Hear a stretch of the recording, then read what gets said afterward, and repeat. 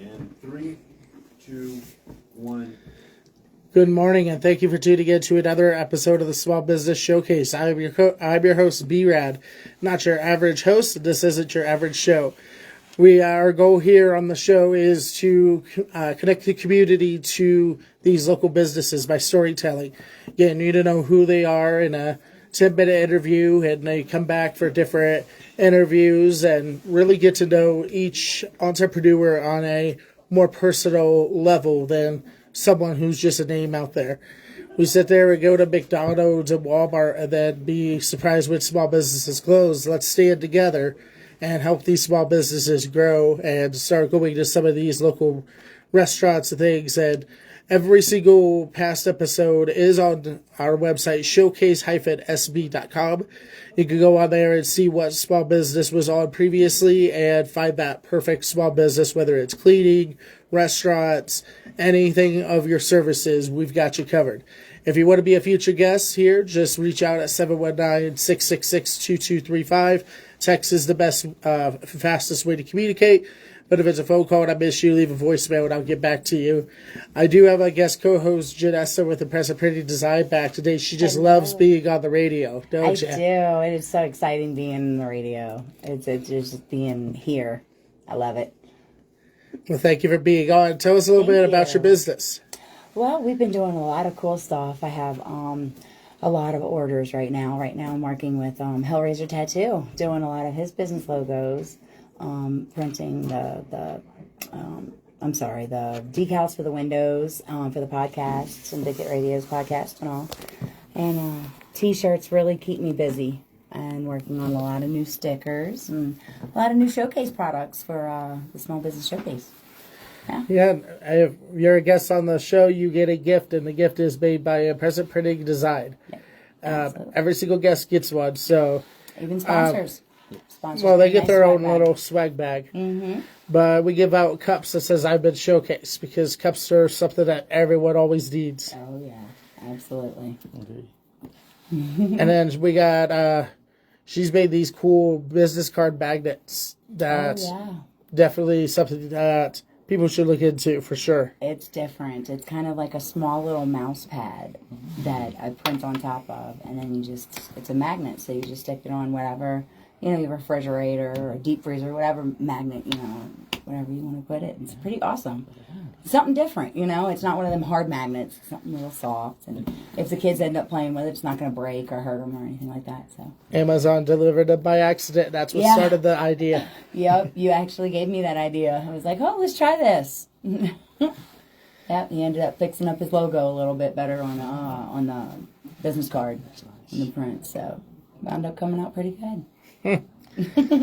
So we do interview different guests on the show. So we do have our first guest, Rio with Service Masters. Hi. How you doing today? Doing great. So tell us what you do for the small business. So I'm actually the business development manager for Service Master. So basically my job is to connect, meet new people, show us that we're a great option for you when it comes to disaster restoration. What exactly is disaster restoration? Is it like a tornado pickup? What? Yeah. You know what? We'll take care of tornadoes in that event. I know Colorado doesn't get too much of that, but mostly we deal with fire, water, and mold damage too, from events inside your home or in your business too as well. So if you have a leak from your fridge, if you have a rainstorm, that rainwater comes into your basement, that's where we come in and help you. So we not only take care of the mitigation side of that, we also take care of the reconstruction too. So we'll rebuild you back better than it was before. Nice. What is the worst case that you've seen? Well, this is just a shout out. Please don't leave your house for 3 months without checking on it. What do you mean by checking on it? So at least having someone pop in to monitor and make sure everything's going okay, because you do have water sources that are running while you're away. Right. Absolutely. I saw not too long ago a house that had a dishwasher leak that ran for 3 months. Oh my goodness. So you're talking about head to toe. We tore the entire house down. So that's the kind of implications of leaving water damage for that sort of period. I'm going to have to get with you after this, Rio. Indeed. And that's why we're rapid response. We're 24 hours. We usually get to your site within 2 to 4 hours, because it's very important that we get there and get the work done immediately. Wow. Y'all get out pretty quick. We do. Yes, ma'am, absolutely. 2 to 4 hour response time. How can we get in touch with y'all? You can call our main line, which is 719-633-9555. Reach out to us on Facebook or LinkedIn, too. I'm always monitoring those websites as well. Okay, awesome. Are you actually out in the field with everyone, or? Actually, so I started out in the field, kind of worked my way to the top of the leadership group that we're in right now. So I know really every aspect of when it comes to restoration, from the bottom to the top. That's amazing. So it's helped me a lot in this new venture, becoming the business development manager. Well, now you're pretty much the mouth of the business, huh? Indeed. Yeah. Now I can speak for the business. I love it. Yes, ma'am. That's Absolutely. Look at the big smile he's got on his face. Indeed, He's excited. Keep He's proud of so it. nervous, Yeah, but he's I excited. honestly, I really enjoy just helping people. That's what I was designed to do as a human, and I can do that through this business. So, You gave a pretty surprising statistic at BNI since you got the tag on for BNI Yeah. during your presentation, saying that, what was it, less than 5% didn't have mold during your inspection. Was that correct? I would argue that most houses do have mold throughout there. So really any one house that I've came across has had some form of mold, whether that's settled spores or actively growing mold. Really actively growing mold is what we're looking at is the concern. So it's very, very frequent. Like I said, don't freak out. Just call Rio and he'll come help you out. So. Awesome. So what are some signs people can look out for? Discoloration on your drywall, your carpeting, and stuff like that. If you notice any sort of musty odors when you walk into your home, that's a definite sign that something's wet and something's going on. Okay. So definitely, if you notice any of those sort of things, discoloration, or if your floor is kind of uneven in spots around, like let's say your kitchen, Right.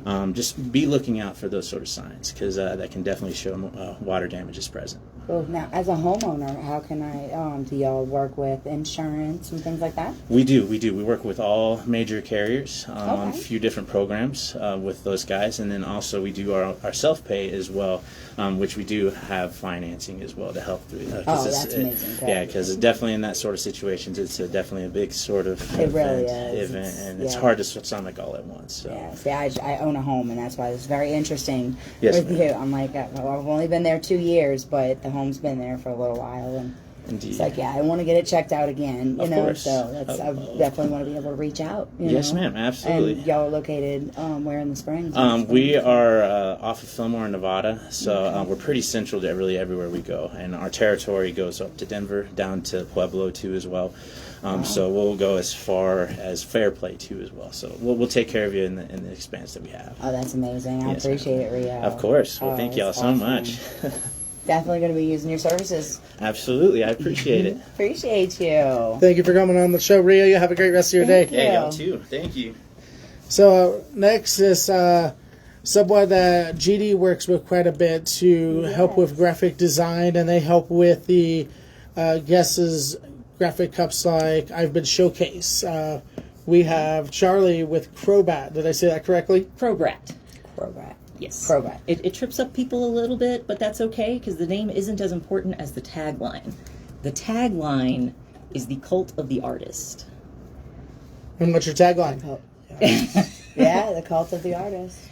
So, when I was in college, I noticed a very big trend of people being overworked for a concept, and I hated it. I did not like seeing people losing sleep for the stories they wanted to write. And story is the most important thing to me. So, I'm putting the artist at the top. The company owner doesn't mean anything. The director doesn't mean anything. It's the team that builds the things. So I'm putting my focus on them Amen. by framing it as a cult where we celebrate them and their works rather than me as the director. It's a different I way love to it. put it. Right. Different way to put it. I like So how long have you been doing what you do? And because you kind of explained why you did it, but how long have you been Well, doing see, it? it's a little bit of, I started in comics, and then I started branching out into writing more novelesque type of stuff. And then I started to realize that there is story in so many more things than people realize. Whether it's music, visual, anything like that. If I can tell a story with it, I want to publish it. Oh, wow. See, that's an interesting, creative mind that is just, it's amazing to me, How do you, You started in college. You said you have a BA in graphic design. Right? Not graphic design. Technically, it is sequential art. So sequential art is anything that tells a story in a visual way.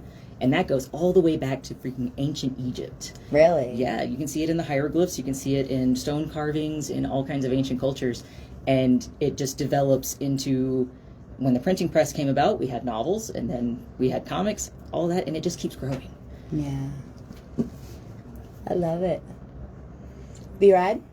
This is your partner. Let's hear the questions. Well, yeah, I Yeah, know. I know mostly she everything goes, about her, but I know everything about her. I said, great. You could ask her the questions then. I put her in the hot seat. Yeah, put me in the hot seat, most definitely. So, Charlie, I know you're an Army wife, and you travel a Marines, lot and all actually. that. So, I mean, how does that work with your business? It's been really difficult, to be honest, but I think it really reaffirmed the way I'm doing this. I really want to make sure that I'm taking care of my people, and I do that by taking care of myself first. Absolutely. As a disabled individual, I know that it can be extremely difficult to even work at a normal rate, and I really don't like the way that that negatively affects people. So in protecting myself in the way of, moving deadlines as many times as we have to, not doing any overtime, things like that, I'm protecting myself. I'm also protecting my studio staff. Yes, most definitely. That's awesome. And honestly, I feel like the quality is the most important part anyways. So if I'm finishing something and I need more time, I'm going to tell my people that I need more time. Oh, absolutely. So... And they're understanding. You have some pretty Right. understanding clients. Same here. Well, not just that. I feel like if the story... obviously, the story is the most important part. I don't worry about the polish as much. So I don't care if the art looks like Marvel level of amazing. But if the story's good, it will carry bad characters, it will carry bad art, and eventually those bad things will turn into something so much better. Right. Now, is your art like more anime? I'd probably say a little bit, yeah, there's a lot of anime influence. I feel like a lot of people in comics especially got their start in anime as kids, so Yeah. can't ignore that. Definitely. So that's amazing as an artist. I've always tried to be one, but never could get that way. Why not a tattoo route or anything like that? Why go to graphic design I and printing? thought about tattoo for quite a while, actually. I love ink in general. One of my favorite ways to actually illustrate is through ink drawing.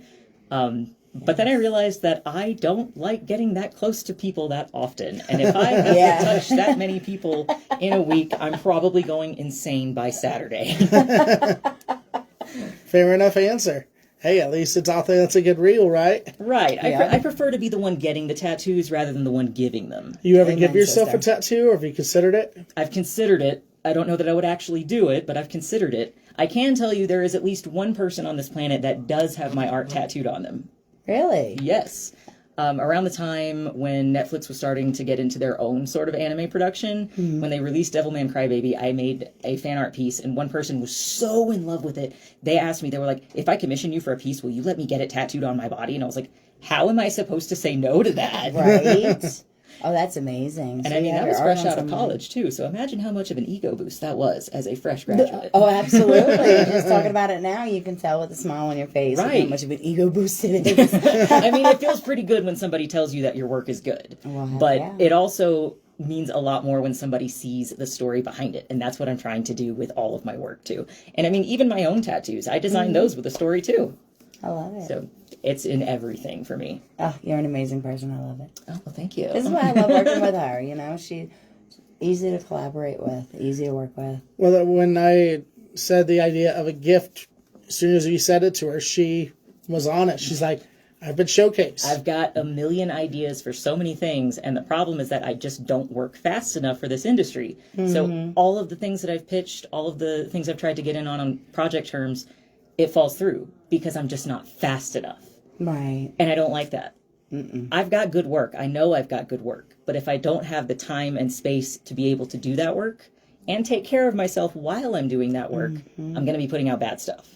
So I'm doing this not just for me. I'm doing this for the other people who are also getting rejected because they don't work fast enough. Or just the ones that need a little bit more support. True. What are you working on right now? Like, what's the newest project? So the first publishing project that we have is a novel called Southern Devils. It is the story of 3 Alabama teenagers trying to deal with their trauma, accidentally starting the apocalypse, and having to deal with not just their figural demons, but their literal ones. That would Oh, seem wow. like my luck.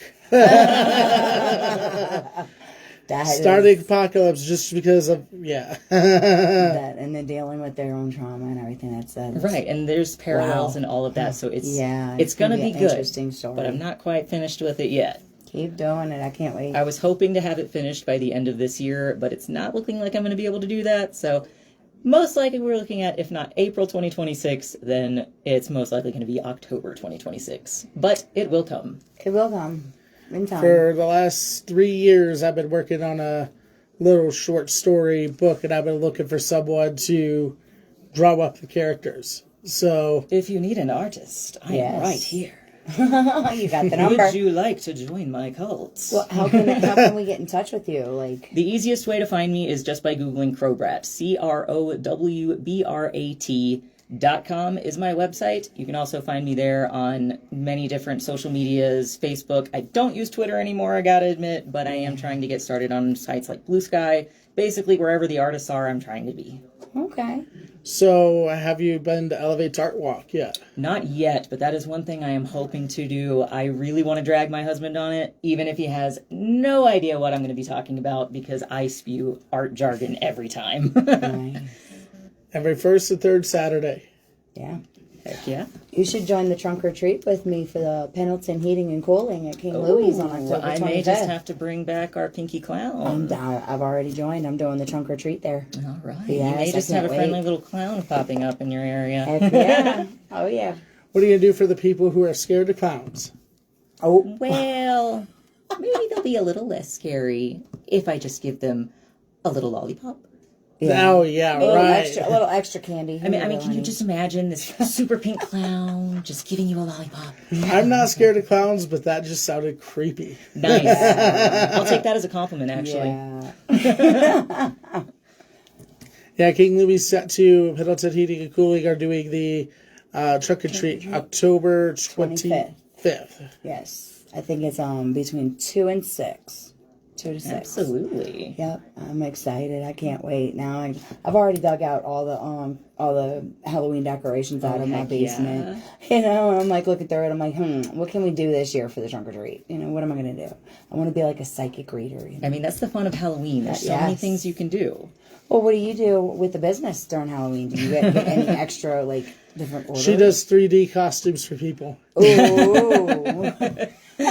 Usually I just goof off a bit for Halloween. I might do some... one of my favorite things to do is to make fun of my cat, because I have a black cat named Spooky, so I usually do a little illustration or a sticker or something. I've handed those out before.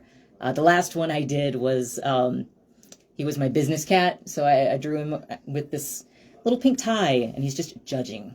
I had a black cat with the yellow eyes named Angel when I was a kid. Sounds a little ironic as a black cat. Yeah. They tend to be angels, but in the way of like that halo's a little bit crooked. I haven't really had a black cat. I had a white cat growing up, a Persian. She's beautiful. Well, let me tell you, One the green eye, secret: one black blue. cats are secretly orange. Really? Yes, Well, I have an orange cat, and he's crazy. exactly. That's why people think black cats are going to be all cool and calm, but no, if they're secretly orange, they're going to go crazy as soon as you stop paying attention. Oh yeah, absolutely. And then messing with the dogs, it's so funny. I'll let the cat out. He'll be in the living room. Brad lets the dogs out. Next thing you know, he's sliding across the floor trying to get away from the dogs. Daily occurrence in my house. Oh, I love it. I love it. Gotta love the studio pets. So, and I may have missed this part, so if I missed it, I apologize, but how did you come up with the name Crowbat? To be honest, yeah. it just kind of came to me randomly. I love crows, and I feel like it fit once I figured out the direction the studio was going to go, because I'm kind of a brat myself, Oh, yeah. especially when it comes to dealing with things like this. If I'm in can a attest to collaborative that. project, and say, for example, the other team lead wants to have us work overnight on a project, I'm going to be the one that kicks an absolute storm up about it and makes sure that that does not happen. So, with it being Halloween coming up, what kind of things could you do for the listeners out there that they may be looking for? Because a lot of people are looking for parties and truck and treat ideas. What are some things that you could do outside of the business? That I could easily do is stickers. I love making stickers. They're easy to produce. They're cheap to produce. They also sell really well. I can come up with a ton of different Halloween ideas. I also really like doing, I've done cardstock confetti before for a theme What party. is that? Basically, I took thin sheets of cardstock and I used